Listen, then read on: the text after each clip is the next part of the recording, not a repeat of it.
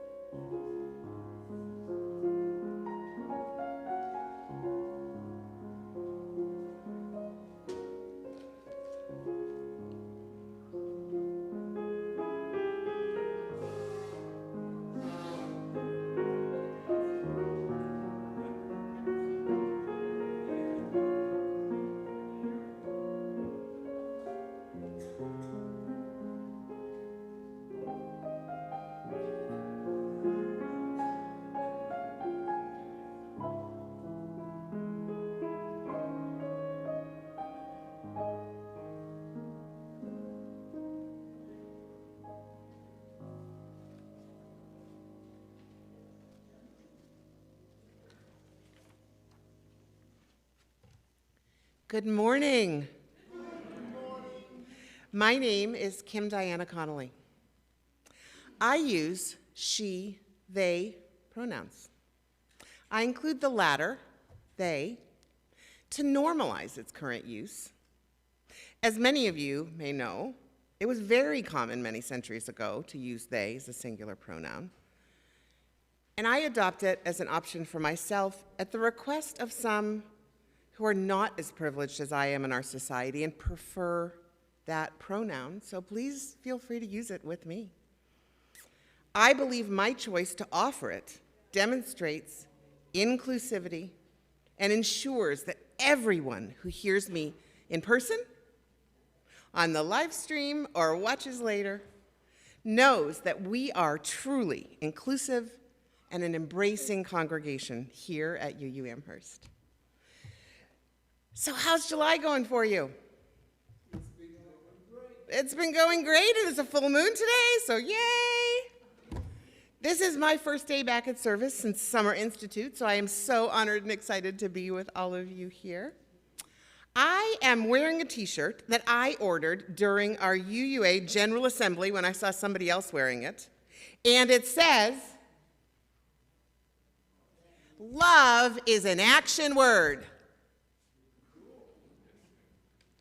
I try to fully embrace that truth myself and know that many of you in this congregation today, and some who are over at the One-Eyed Cat and other people, live love in action on the regular. So if you want your own shirt like this, I ordered it from a wonderful online Black-owned business called Mahogany Mommies, an inclusive shop with lots of shirts that is a great message. And I will put a link to that place on our website. On our website, not on our website, on our Facebook page. We here are so glad that each one of you is here today. If you're a newcomer, we hope you'll keep coming back and make your spiritual home with us. For those of you who've already made UU Amherst your home, we hope you will continue to challenge yourself to grow and discover opportunities to learn and serve. All are invited to join us after service for coffee and conversation in the Emerson room directly behind the space through either of the doors that are in the back. Children and youth will leave partway through the service to have some multi-age fun and values building and return for the last song and announcements. We offer supervised programming for kids 3 to 18 years old in the administrative wing in the lobby, and a quiet room for parents and babies is available through the green and growing space right over there at the back of the chapel. And there's a speaker in the adjoining living room space so you can still hear the service. All right, people. Oh, see, I even put mine away. For those of you who are in the space here, please, I urge you, either turn off your cell phone entirely or at least place it on airplane, or as Reverend Michelle likes to call it, worship mode. This frees up bandwidth for the people who are watching on live stream. So if you've forgotten and haven't done it yet, please do it now.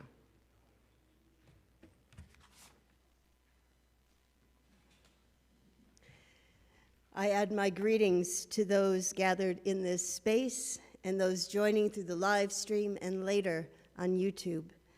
I'm Reverend Michelle Buhite, the minister of this congregation.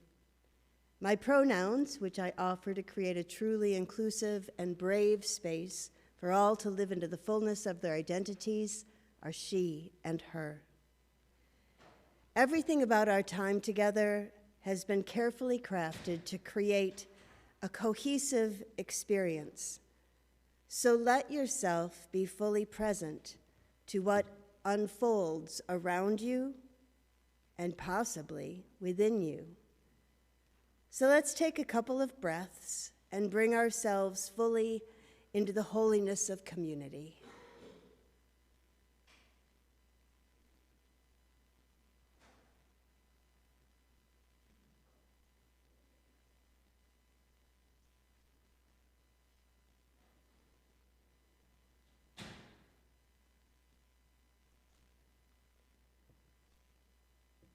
I sing a phrase, and then you sing it back. Whoever you are, we welcome you. Whoever you are, we welcome you. Wherever you come from, we welcome you. Wherever you come from, we welcome you. Whomever you love, we welcome you. Whoever you love, we welcome you. Let's sing that all together. Whoever you are, we welcome you. Wherever you come from, we welcome you. Whomever you love, we welcome you.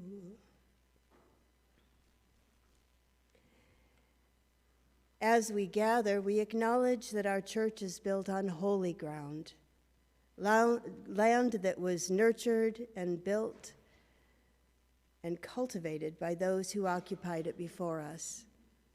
We give thanks to the Seneca, keeper of the western door, and the Tuscarora, 2 of the 6 nations that make up the Haudenosaunee, also known to our ancestors as the Iroquois Confederacy, which also includes the Mohawk, Oneida, Onondaga, and Cayuga. These and those who preceded them have been in long relationship with the land, despite colonizers' attempt to eradicate them. On behalf of our ancestors and our own complicity in white culture, we ask forgiveness of the land and of the people whose blood was spilled, whose descendants were displaced, and who continue to struggle in a culture that too often does not honor their ways and their contributions. Suzanne will now come up and offer a libation. We offer this libation each week as our giveaway, a symbol of our respect for and deep connection with the land. May we actively seek paths of relationship with all who revere the earth and her ways.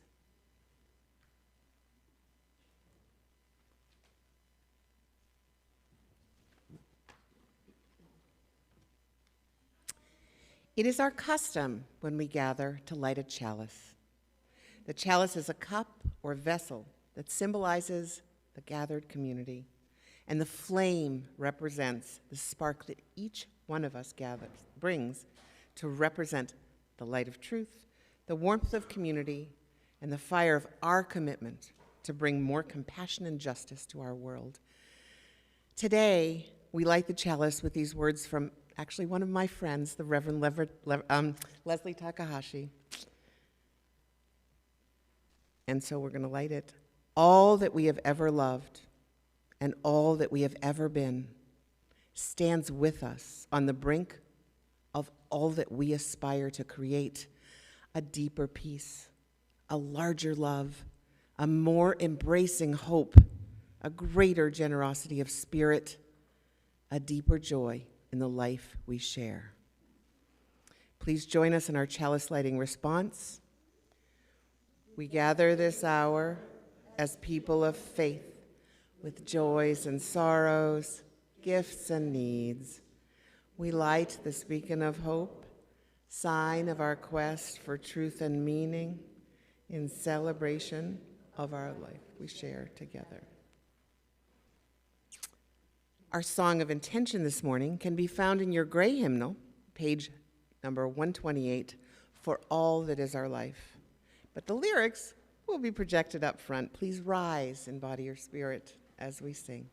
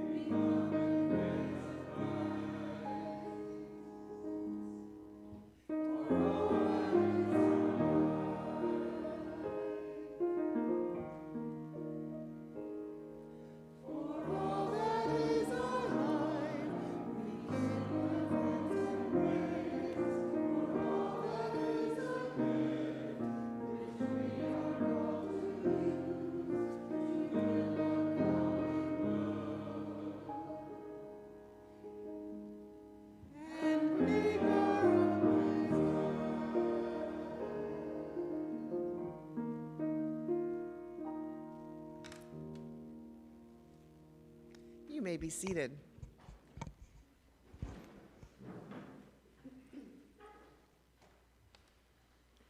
Friends, we are a beloved community, a gathering of people who have chosen to journey together, to encourage one another, and to be part of something important and life-changing. And because we aspire to be such a people, we make bold promises about how we will be with one another. Whether today is your first time, or, like my family, you've made UU Amherst your longtime home, you are invited to share in our sacred promise. Together we promise to gather in compassionate community, to celebrate diversity of thought and unity of spirit, and to seek wholeness for ourselves, our children, and our world.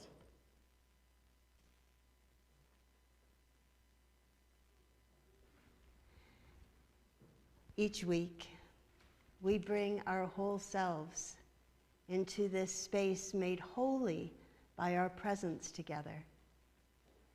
I like to think of this space as a container, perhaps a beautiful wooden bowl with all kinds of lovely grains that are different and yet harmonious. And isn't that us? We bring who we are, and yet we create this harmonious whole. The way we represent that each week, and the way we bring our whole complicated selves to this place, is in a small ritual where you're invited to come forward and to place a stone or a shell here on the table labyrinth up front in honor of all those complicated aspects that you bring, those joys, concerns, and sorrows, things that give your heart that bubbly, I must share this with someone, and the things that actually make you feel like your heart is literally heavy in your body. We may not share those things verbally with one another, but they are shared as we come forward. So I invite you, as the music plays, to come forward as you will with all that you are.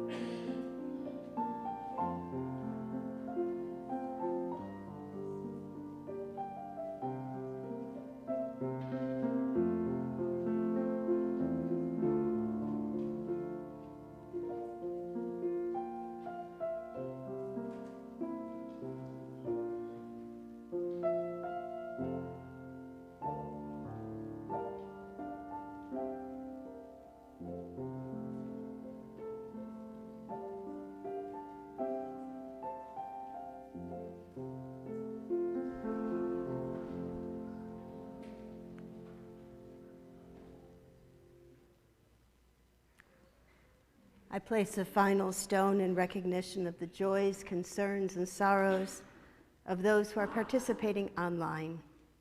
You are embraced by this community.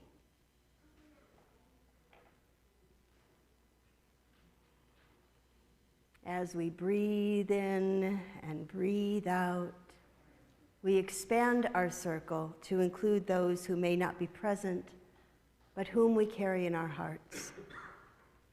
We bring into our circle of love and care all those who need our love and support, those who are ill,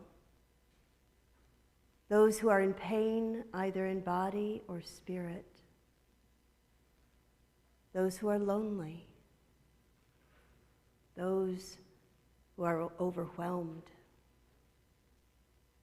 and those who have been wronged. We are part of a web of life that connects us with all the universe. We are grateful for the miracle of consciousness that we share, the consciousness that gives us the power to remember, to love, and to care. May it ever be so in our lives. Amen, and blessed be. Please join me in our song for meditation. If you don't know it, by the third verse you will. This is a beautiful little ditty written by John Denver.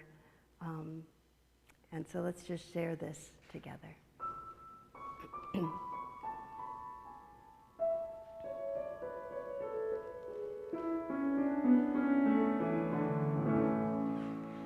All this joy, all this sorrow, all this promise, all this pain, such is life, such is being, such is spirit, such is love, city of joy, city of sorrow, city of promise, city of pain, such is life, such is being, such is spirit, such is love, world of joy, world of sorrow, world of promise, world of pain, such is life, such is being, such is spirit, such is love. Back to all this joy, all this joy, all this sorrow, all this promise, all this pain, such is life, such is being, such is spirit, such is love, such is spirit, such is spirit, such is love.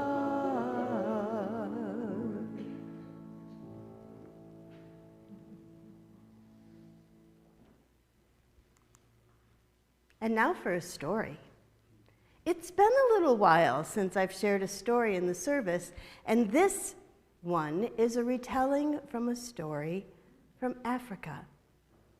It includes examples of African tribal culture that may seem unusual to our ears. If you find yourself judging or turning away from a story element, turn to wonder. I wonder why this is uncomfortable. I wonder what this means. Turning to wonder is an important practice to develop in ourselves and in our community. So this is the story of the blind man and the hunter, and it begins with a wedding. A wedding filled with people in caftans and headdresses and drumming and dancing and singing and ululating. Do you know what ululating is? All right, for those who know and those who don't know, just join in. Somebody start ululating. Thank you. Thank you for your courage, Phil. I appreciate that.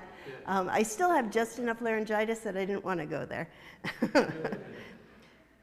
So that's something different. Probably, how many of you have been to a wedding recently where there was some ululating? Yeah, me neither. Oh, Peggy says, I was. And there were stories, and there was feasting. And later, the new husband asked his bride, "Is your brother truly blind?" "Oh, he is. But he moves with such grace and confidence." "He sees with his ears," was her reply. The husband thought about her words. Perhaps they also explained why it was that of all the songs and the poetry that was recited at the wedding, the blind man's words seemed the wisest. Now, the husband's claim to fame and source of great pride was his skill at hunting. He went into the bushes often as he could and always came home with supper. His new brother-in-law often asked if he could join him in the hunt, but the husband was reluctant. Perhaps he was worried that it would be dangerous for the blind man. One day, the husband came home with a prized gazelle. There was plenty of meat for the entire village. It was delicious. After the meal, the blind man asked again whether he could join the husband, his brother-in-law, in the hunt. And with a full and satisfied belly, the husband agreed. So the very next morning, the brothers-in-law set off down the trail to set traps for birds. The best place to capture a bird was a long way off.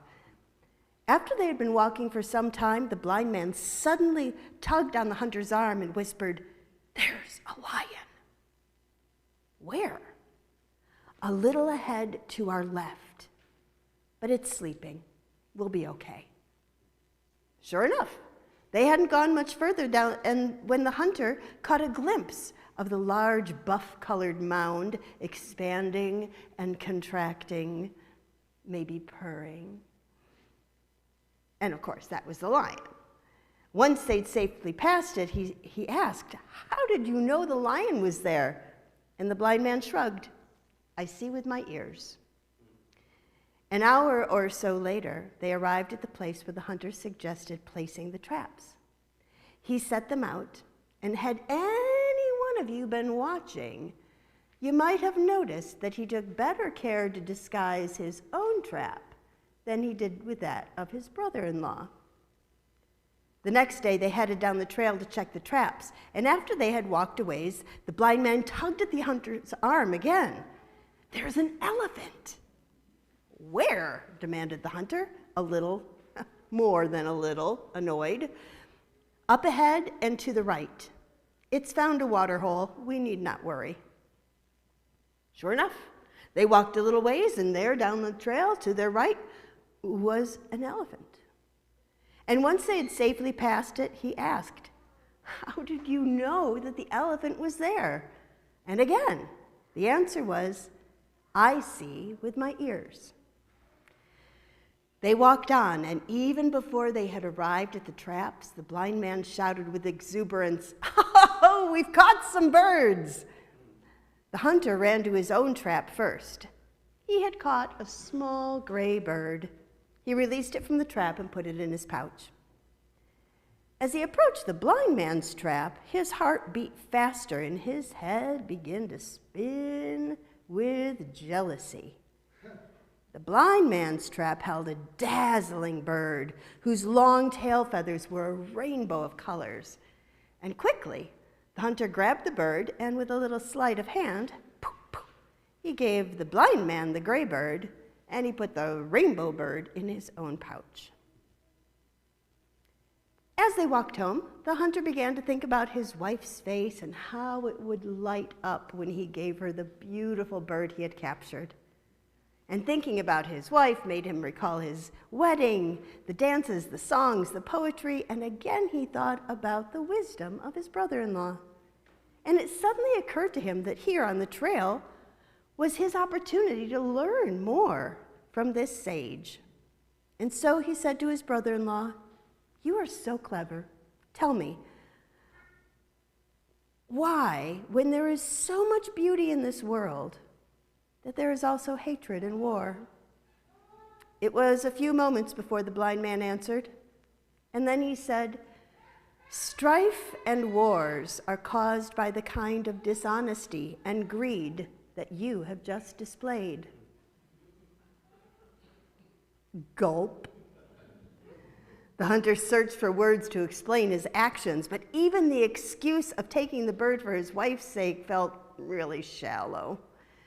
Instead, he took the rainbow bird out of his pouch and exchanged it for the blind man's gray bird. They walked along some more, and the hunter resumed his questioning. How is it that war can ever end? And his brother-in-law smiled and said, "Strife disappears and peace returns when people learn from their mistakes and change their ways, just as you have just done." The hunter breathed a sigh of relief, and they walked home in silence. And after that, whenever anyone asked why this man was so wise, his brother-in-law, the hunter, would say, "Because he sees with his ears and he hears with his heart."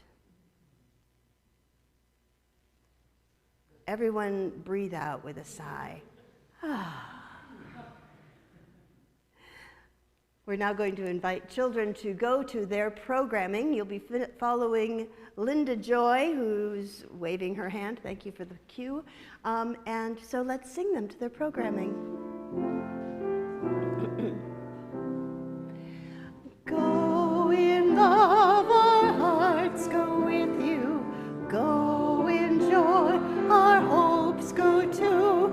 Learn in love and grow in wisdom. Shine your light in all you do.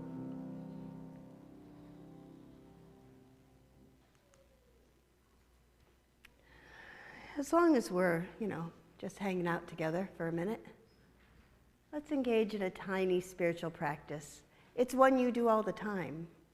It has to do with breathing, but I have to tell you that when people invite me into a breathing and say things like, "Okay, now we're going to breathe in deeply and exhale," I get really anxious. I'm like, am I doing it right? It doesn't feel good to me to breathe in deeply. So just breathe in enough to keep your body present.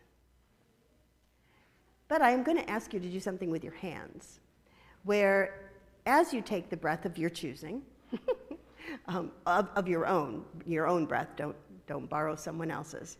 That would mean kissing, by the way, in case you were not catching my drift. So that's for later. I make things up as I go. So as you breathe in, I invite you to bring your hands together in front of you and then just sort of pull the breath in. It's the invisible breath, right? You're not literally putting it in your mouth, but you're bringing it into your body symbolically, and then as you exhale, you're just pushing the breath gently away from you and sharing it. Let's do that 3 times. Let's breathe in And breathe out. And in. And out. Una vez más. In. And out. There. Sometimes all of that beginning part of the service can get us kind of wound up.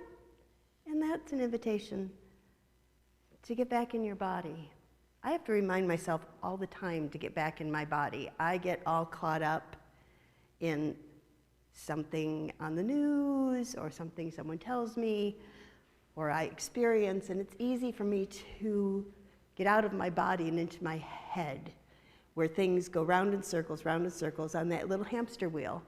Am I the only one with one of those? No. Oh, perfect. Thank you for that. I'm feeling much more at home. Okay. Oh,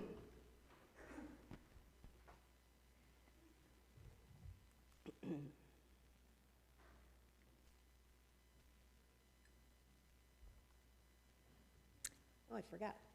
I was going to do a little audience participation. Okay, so I'm going to start with a question. You can shout out. I will repeat, so try not to shout out at the same time, but if you do, it's okay. What builds community? People.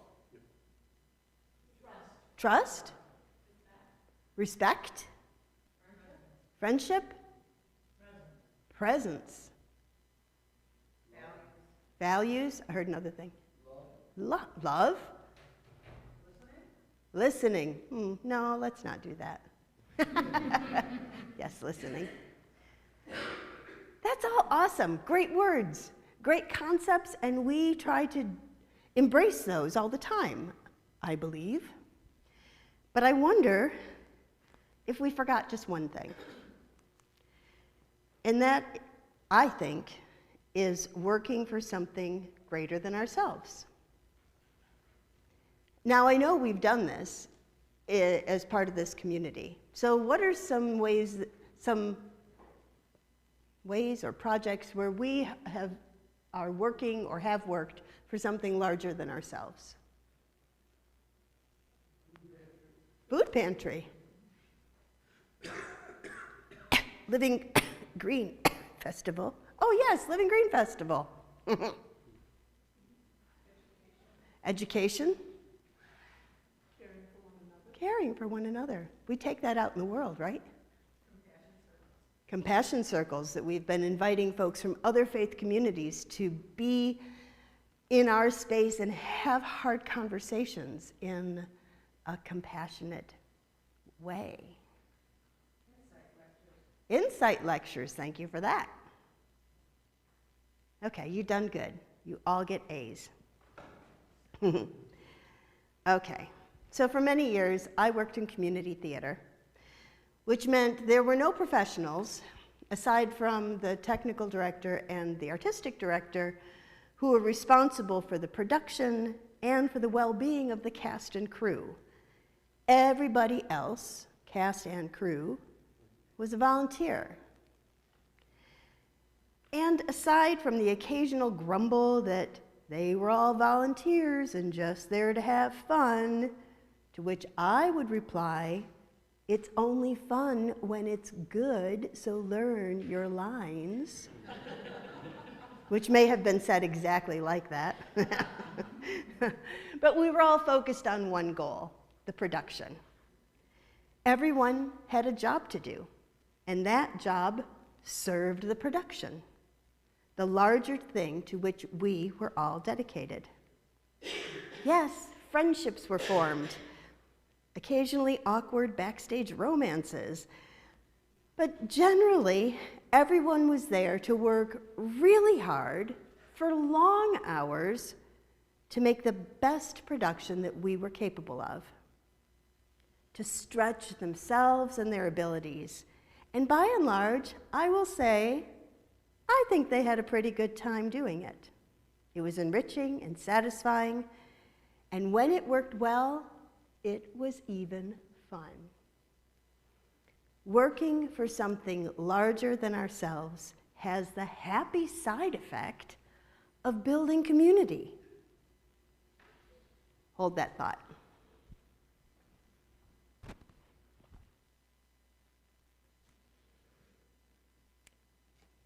Last week, the Buhites, Connollys, and Groths attended CIRCE, the Central East Region Summer Institute. It's kind of fancy summer camp for UUs, if you think that living in dorms is fancy. It is a step above cabins and mosquitoes. It's great to connect with a couple other hundred UUs in workshops, in worship, and opportunities to play together. And I will say that all of that can be a bit overwhelming. After peopling all day, I would often choose the solitude of our dorm room in the evenings. And as someone who can't resist a documentary about toxic religion, I decided to spend an evening watching the new documentary, Bad Faith. Anybody else seen it? You can find it on Amazon Prime. Basically, it is about how the radical Christian right has been working tirelessly for decades to undermine democracy and to sow seeds of chaos to create the conditions that will result in a theocracy, or as we have come to know it, white Christian nationalism. Now, before you clutch your pearls with worry that I'm straying across the line that separates church and state, I have two answers.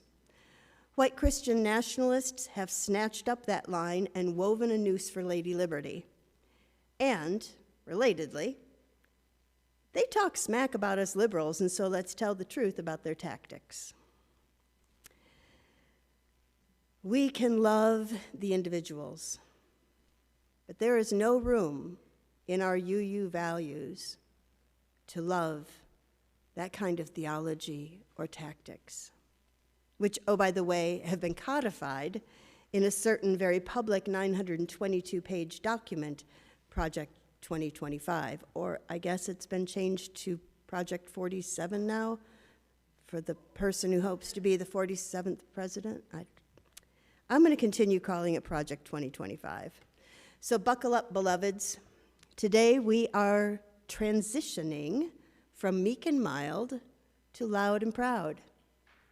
Our Unitarian Universalist values are the antithesis of that certain 922-page document and the theology and tactics that created it. This is the day that we decide if we have the chutzpah to work for something greater than ourselves. Are you wondering what happened to your mild-mannered and somewhat ditzy and usually charming minister? She's still here. For some strange reason, she's talking about herself in the third person. She's just had a conversion experience, a come to Jesus, if you will. Although I have mostly tried to avoid watching or listening to the news, I do take blood pressure meds for a reason, I can no longer ignore what is happening to our country, and by that I mean to people who are historically vulnerable or who have been made vulnerable by recent acts by those who confusingly call themselves conservatives, although they're certainly not conserving rights or resources, and for the ones who claim to be Christians and apparently have a different understanding of that, and I think maybe a different Bible, because what would Jesus do? None of that. Oh, hang on a second.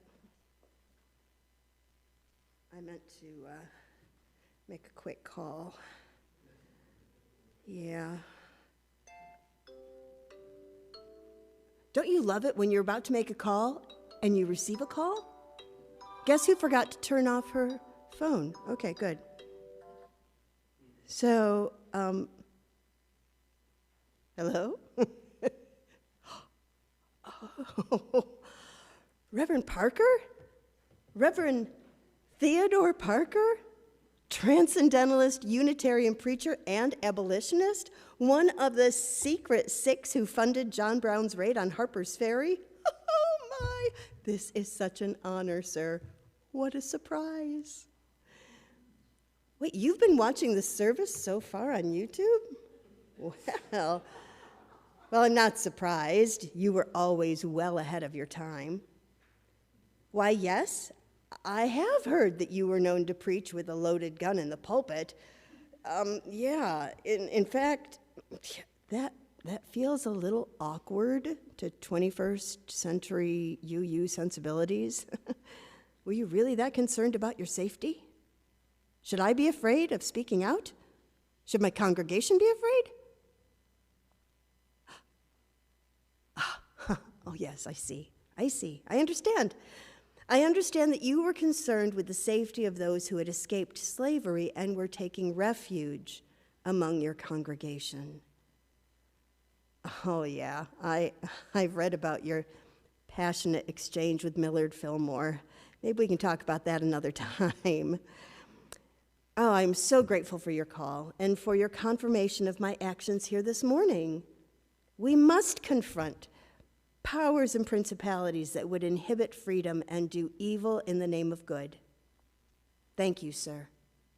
I feel your presence, as well as the presence of all those ancestors who make up that great cloud of witnesses whose wisdom we crave in these confusing times. Thank you. Call again anytime, except the service, it really ends at 11:30. Okay, bye.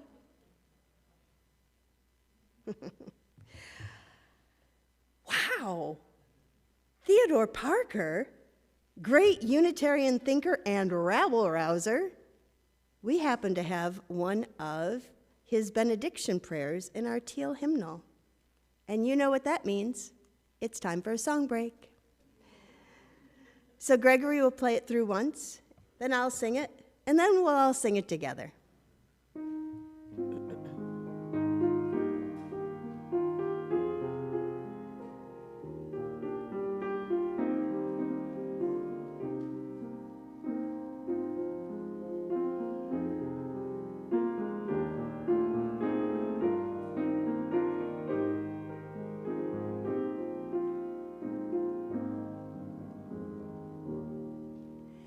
Be ours a religion which like sunshine goes everywhere, its temple all space, its shrine the good heart, its creed all truth, its ritual works of love. Try it with me. Be ours a religion which like sunshine goes everywhere, its temple all space, its shrine the good heart, its creed all truth, its ritual works of love.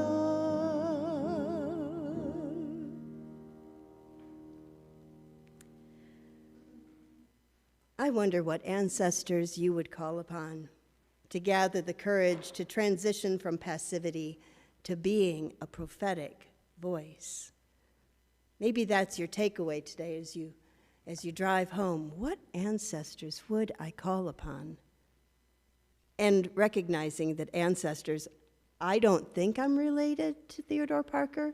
He's one of our UU ancestors, but you can also borrow other people's ancestors if you don't happen to have knowledge of how folks in your family line may have done work to change the world.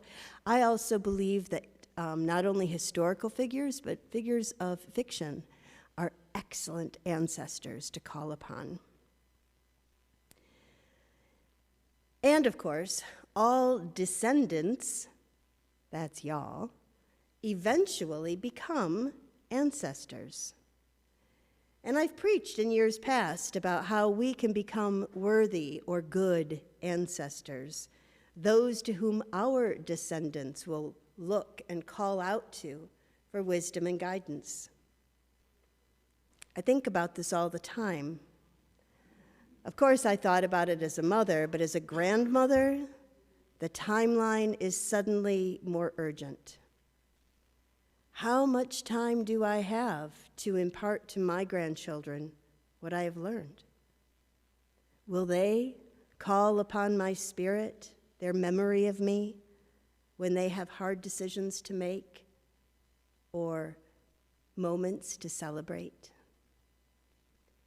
Even as I remember my maternal great-grandmother, who came to this country from Sweden in the early 20th century, will my grandchildren feel the ripples of my memories? Will their grandchildren feel them? In my home, I have a quilt made by my paternal great-grandmother. That is my grandchildren's great-great-great-grandmother. I just aged. Did you feel it? Did you just see it happen? I believe in legacies. And I wonder, what will our legacy be? How will this congregation be remembered? This is UU Amherst's 70th year. Will the high-stakes social justice work of the 1960s and 70s be our crowning glory? I don't think so. I think y'all have done more work since then. For those who were here in the 1980s, I know you remember Reverend Titchener's The Condom Conundrum and speaking out about AIDS. For those of you who are new, I know your ears just went, wait, what? More recently, the Little Free Pantry, our clothing ministry, Living Green, all these are important ministries. And I would be surprised if feeding and clothing people and raising awareness about living in relationship with the planet would raise anyone's ire. I mean, who's going to argue with any of that? Those are ministries that invite others to participate with us. And that is vitally important in a world where paychecks simply don't go as far as they did. And our relationship with Mother Earth needs to change. But what about that transition from meek and mild to loud and proud? I anticipate that there will be pushback from within and without. I have every expectation that raising a prophetic voice in a time of turmoil will be a move too far for some. It's fine to think about being worthy ancestors for future generations, but really not if it makes me uncomfortable. I'm going to bet that a good many of you have heard the adage that ministers are called to comfort the afflicted and afflict the comfortable. I'm not going to ask where you are on that spectrum today, because I believe in beloved community. I believe in our covenant to gather in compassionate community, to celebrate diversity of thought and unity of spirit, and to, what's the rest of it, seek wholeness for ourselves, our children, and our world. And sometimes seeking wholeness for our children and the world means raising a prophetic voice to say loud and proud, I don't think so. I don't hate evangelicals. I was raised in a loving evangelical tradition. We believed the Bible to be the Word of God, and we took seriously the injunction to live a Christ-like life. It wasn't until I went away to college that I encountered the dark side of that faith tradition. That was 1980, and I am still working through that religious trauma. Last week, as I watched the documentary Bad Faith, I experienced trauma. It surprised me. I mean, I have been doing the work. And in fact, my Doctor of Ministry project is all about healing spiritual trauma.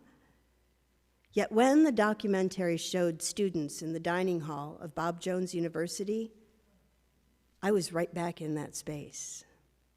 My mind can deny it, but my body remembers, and the body does not lie. I felt my heart rate increase and a sinking feeling in my gut, like I was there. I never want my granddaughters to experience that. I want them to have rights and choices and freedoms. On social media, many of us have been equating the loss of women's self-determination with Margaret Atwood's frighteningly prescient novel, The Handmaid's Tale. And if you've read Octavia Butler's equally prescient book, The Parable of the Talents, you might recognize certain characters in the current political milieu. Yeah, that's why you turn off your phone, friends, even when you're expecting an important phone call from Theodore Parker. Shutting down. I had turned up don't even go there. Okay. The Handmaid's Tale was first published in 1985. The Parable of the Talents was published in 1998. And they seemed so, out there. Little did we know that the radical religious right was creating a playbook that mirrored them almost exactly. I will admit that I have been in a place of traumatized despair. Watching the news sends me into a rage. I am appalled at states' actions that demand that reading the Bible and prayer be part of school curricula, while science is set aside in favor of a first-century understanding of the cosmos and a literal six-day creation. I am enraged at the number of states that have made abortion impossible, or nearly so, putting countless women at risk, all while piously mumbling about, the sanctity of life. Let me tell you, the Project 2025 document does not care about the sanctity of lives that aren't white. So I've spent the last 43 years reclaiming my emotional and spiritual sovereignty. I found Unitarian Universalism completely by serendipitous accident 35 years ago. And still, a 30-second clip of a video had the power to completely undo me. I don't know about you, but I need a friend.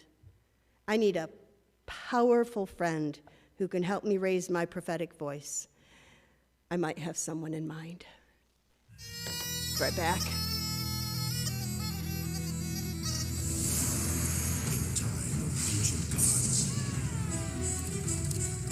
Warlords and kings, a land in turmoil cried out for a hero.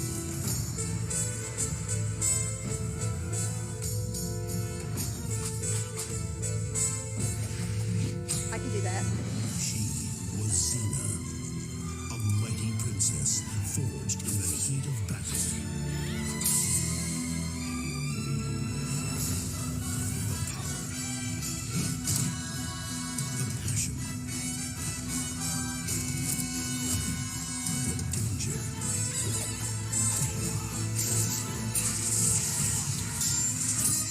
Her courage will change the world.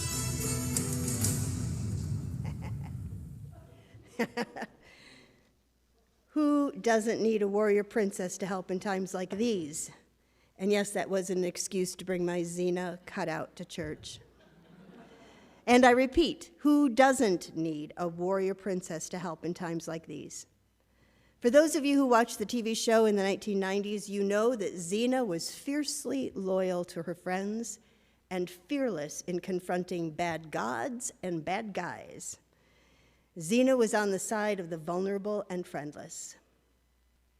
We need a Xena in the Supreme Court. We need a Xena in the White House. We need a Xena in every school board and town council across the country. But until Xena appears, I guess it's up to us. We must be the prophetic voice that declares, "I don't think so," to unjust laws and practices that strip anyone of their inherent worth and dignity. We must protect present and future generations. Our faith calls us to embrace values of justice, equity, transformation, pluralism, interdependence, and generosity, all with love at the center.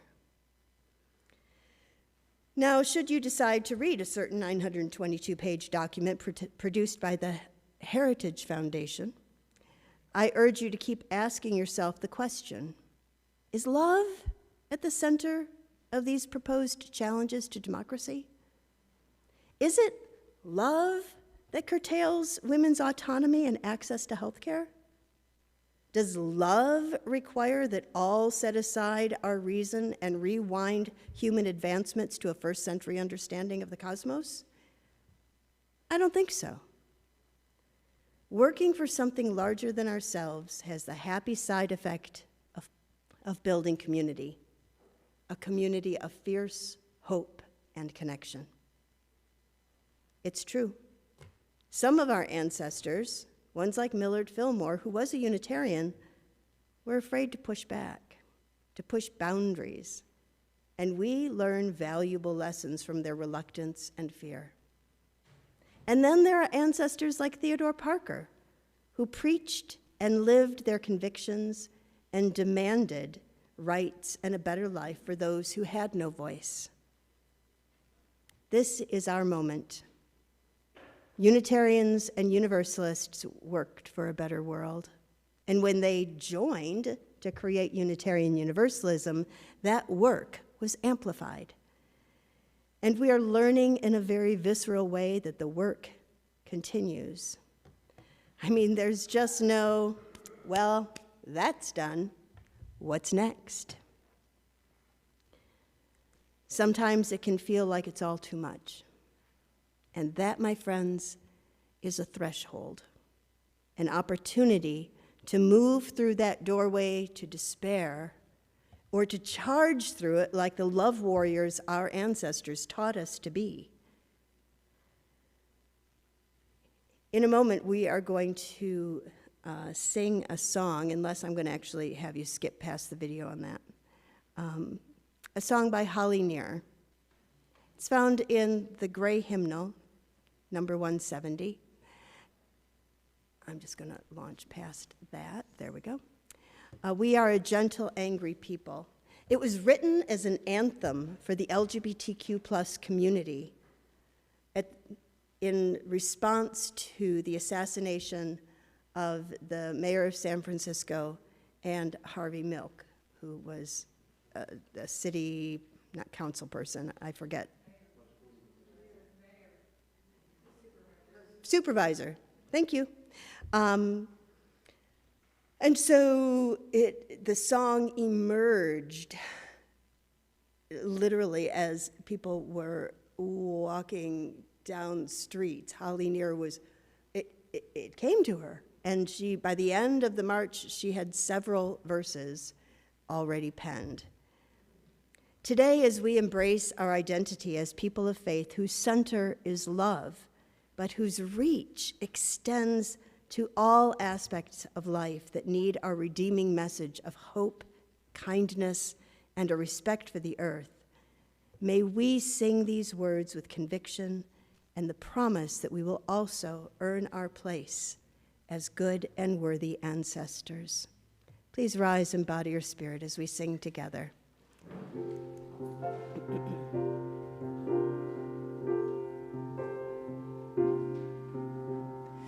We are a gentle, angry people, and we are singing for our lives.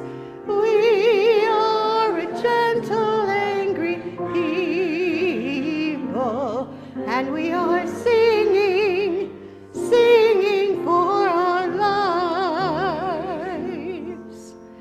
We are a justice-seeking people, and we are singing for our lives. We are a justice-seeking people, and we are singing for our lives. We are young and old together, and we are singing, singing for our lives.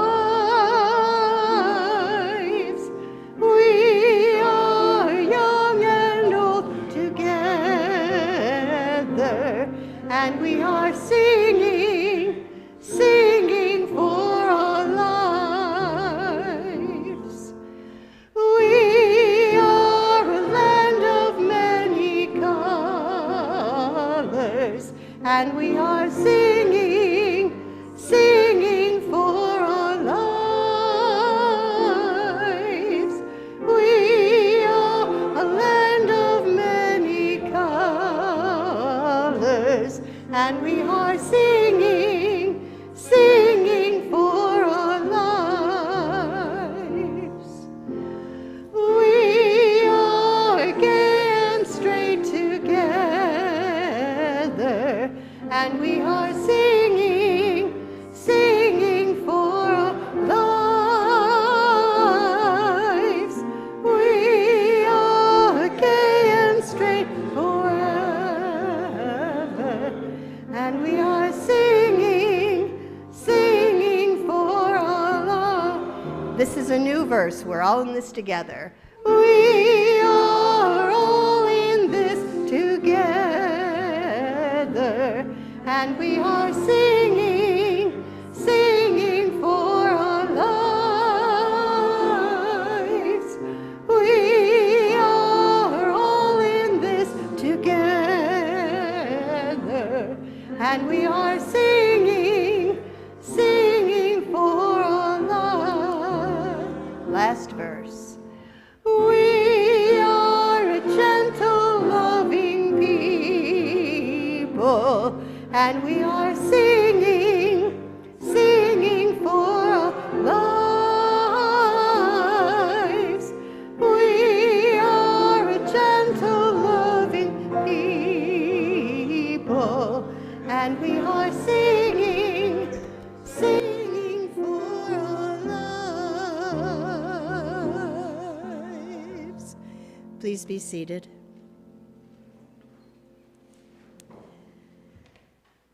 If you noticed that your caffeine level just dropped precipitously, it's okay. We're almost done.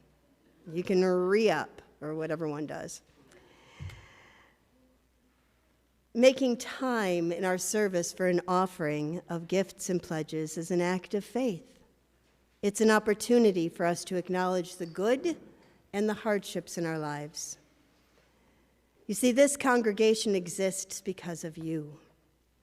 The acts of service that you engage in, that our good ancestors for the past 7 decades have engaged in, and it is your generous contributions of time, talent, and treasure that make it possible for UU Amherst to be here as a growing and vital part of our community. Every aspect of congregational life is made possible because of the generosity of members and friends. That's you, and even the offering. You might be wondering, Michelle, when are you going to stop this little shtick of having the offering baskets up front? The answer is never. I love it. So if you would like to participate in a very active way and help us pass baskets, thank you, Bob Johnson. I need 2 more plus Marjorie. Marjorie, this is your cue as an usher. Yeah, need 2 more. Oh, sad story. Here comes Linda Gardner. 1 more. Una más. Oh, Suzanne. You'll take the one on the top. Thank you.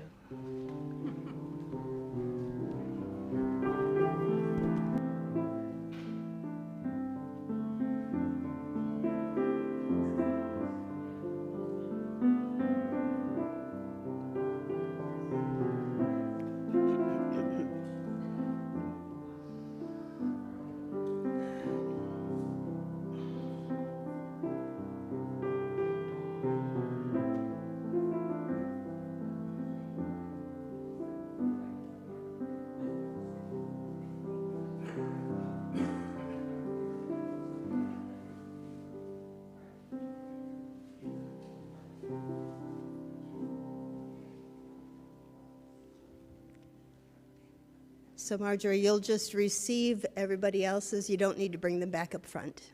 Thank you.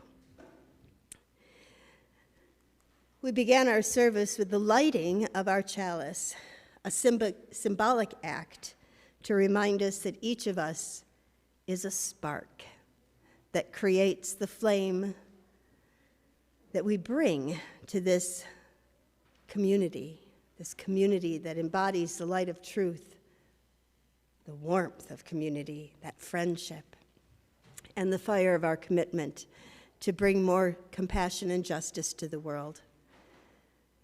And so we extinguish the chalice at the end of our service, not to quench the flame, but to return it to individual hearts, strengthened by this time spent together, so that we can share our light out into the world. Another UU ancestor, John Murray. Michelle, is that who the new meeting room is named after? Why, yes, excellent question. John Murray is credited with these words: "Go out into the highways and byways of life. Give the people something of your new vision. You may possess a small light, but uncover it. Let it shine. Use it in order to bring more light and understanding to the hearts and minds of men and women. Give them not hell, but hope and courage. Preach the kindness and everlasting love of God." So join me as we extinguish our combined flame and accept the renewed flame in your own heart, that each of us might bring more light to a dark and hurting world. We extinguish this flame, but not the light of truth, the warmth of community, or the fire of commitment. These we carry in our hearts until we are together again. Just a couple announcements. As our service draws to an end, our service to the world is ready to begin. Let me tell you about some of the opportunities to connect and serve in the days to come. First, all are invited to coffee and conversation in the Emerson room directly following the service through either set of doors. Smell the coffee. Our next Living Green Insight speaker series, we talked about our Insight series, is scheduled for this coming Tuesday, July 23rd at 7 p.m. Jean Costin, the Outreach and Volunteer Coordinator for Rhinestone Woods Nature Preserve. The Insight series is a great way to invite friends and colleagues to experience a little bit of what's important to us as UUs without asking them to commit to a Sunday service. The Insight series is sponsored by the Living Green Festival team as we prepare this community for our big event on September 28th and take our place as a faith committed to green justice. If you want to know more about this particular speaker, please find Karen Thompson from the Green team, and she will share some of that information. Help wanted. This congregation only works when we all take our part in making it work, so we need you. Can you be friendly and greet folks? Great. Are you able to give an occasional Sunday to help out with kids programming? Amazing. Can you help with the end of coffee hour to make sure it's all cleaned up and ready for programming? Hooray! We need all of us to take part in congregational life. You can sign up at the clipboards at the welcome station in the lobby, or click on the link of the volunteer spreadsheet in the weekly update that goes out by email each Friday, or talk to a real life human being. Suzanne Sardella, give us a wave. Yay, there you are, right over there. Always see our church newsletter, the forward for information regarding upcoming services and events. And now, please rise in body and spirit as we sing our closing blessing and remain standing afterwards for the benediction.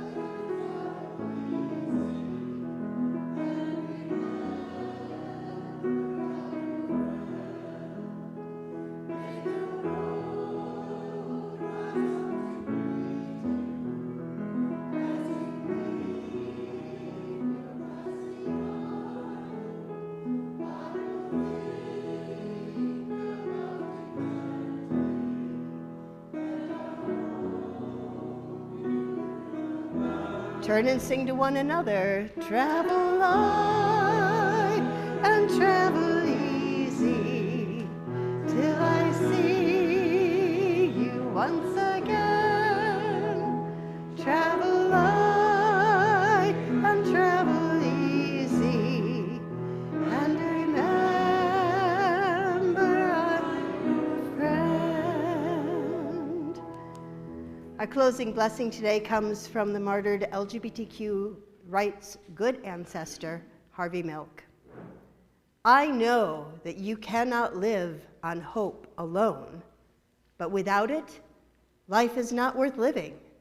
And you, and you, and you gotta give them hope. Go in peace, make some good trouble, and bring hope to the world.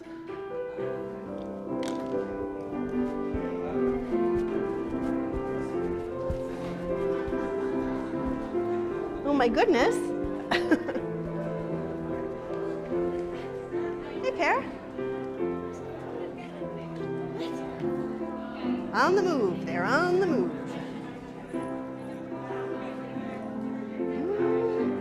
Hey, Doris, good to see you. Good to see you too. I need to write you an email. Okay. I met up with Mike.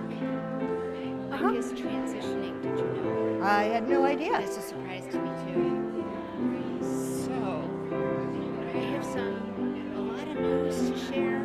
Okay. I don't know if I'm going to rekindle friendship with Heather, but there's been some positive changes in Susanne's interviews. Okay. Yeah. and I All right, gotta yeah, let's ask- connect. Yeah, I gotta ask him if it would be okay if he talks to you. Sure. Yeah. Okay, Got wow. a new name too, which I can't pronounce. Okay. I make them too. I gotta get used to that. I always wonder why it's like the big burly guys that decide, Yeah. Oh, you still got the hair though. well, that's pretty magnificent. I was going to do, as part of You the Vote, a program of Project 25. But I'm not sure how quite to do it because it's for so much context. I want to maybe talk to you about brainstorming about how to do it. Because I think it would be a fun program, but I was like, well, you can't handle it like a book group or a book discussion. It's too deep. Yeah. It's too much. People would just, yeah. Yeah, so we have to figure out. I mean, I read like 4 pages and I'm like, oh my God, I It's horrifying. can't do it. It's horrifying. Just Yeah. like, very dystopian world. Whew, how did we get here?